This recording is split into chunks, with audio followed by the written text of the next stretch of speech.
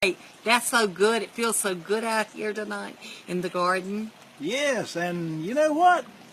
I wonder if everybody is wondering what I'm going to talk about tonight, because I am too. So, my name is Tom Jones, and we are here live in Raleigh, North Carolina. Gorgeous weather, about 82 degrees, sitting out in the backyard and actually having fun. So, Tom Jones, pharmacist. Pharmacist on fire. And actually, we're going to talk about nothing. Yes, we are. We're going to talk about something.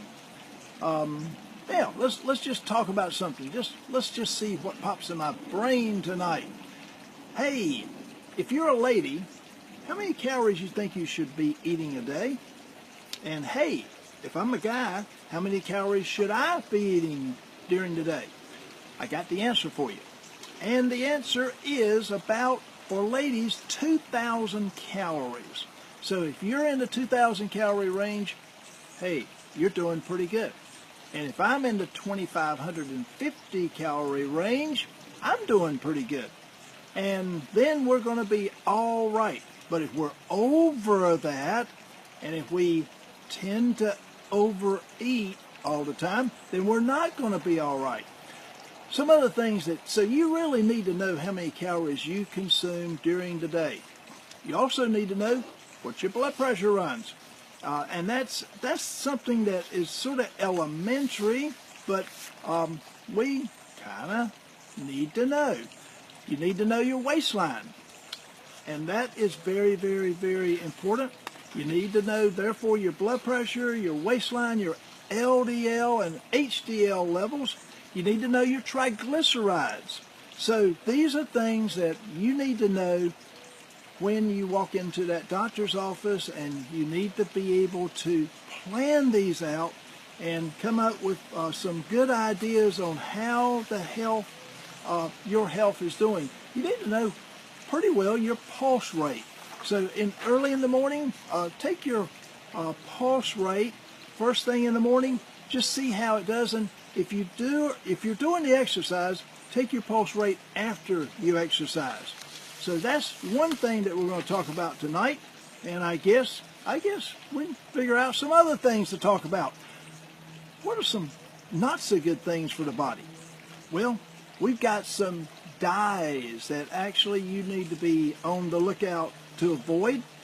Blue dye number 1, blue dye number 2, red dye number 3, and number 40. And these are all problematic dyes that we tend to have put on our foods. Yellow dye number 6 and yellow tarzazine. So these are things that we need to actually be thinking about. And how about those artificial sweeteners? We have more sweeteners on the market that are not so good for you, but one that is good for you that you can pretty well consume a pretty good amount is stevia. Steviazide is an excellent sweetener that really won't cause all the problems that you can actually have for the body. Another item that you want to really stay away from, and that is going to be high fructose corn syrup.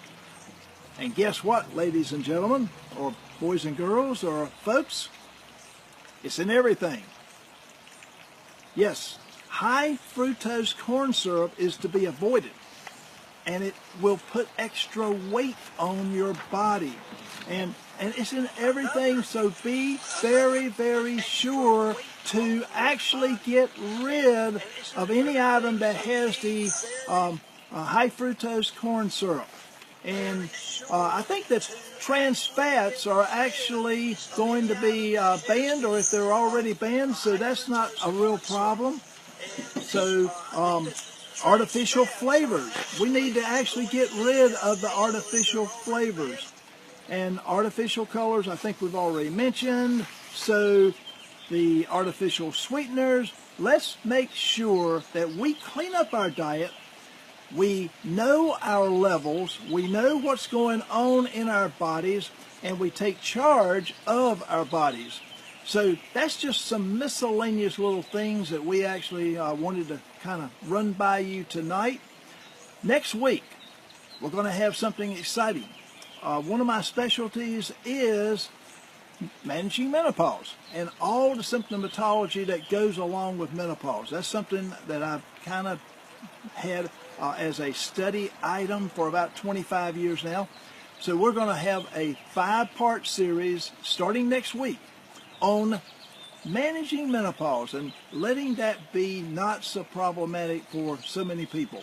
And the week after, we're going to talk about the guys. So we will talk about the ladies next week and the guys week after. Bill Himes joined in tonight. Kathy Barefoot joined in. Thank you so much for being here on Pharmacist on Fire. We really, really appreciate anybody popping in.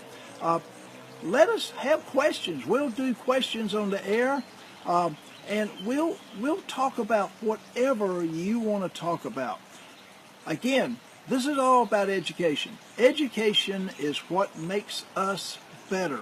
And coaching is one of my specialties, and consulting is one of my specialties. I'm a compounding pharmacist, so I will answer questions about what are good compounds that can be beneficial for all of us.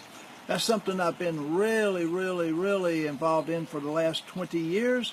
So a diversity of items, a diversity of knowledge. That's what I bring to the table. That's what I like to do. That's what I enjoy doing. Put me in front of the stage and I will have a ball. And that's really what I'm doing here on Pharmacist on Fire, our other sister programs.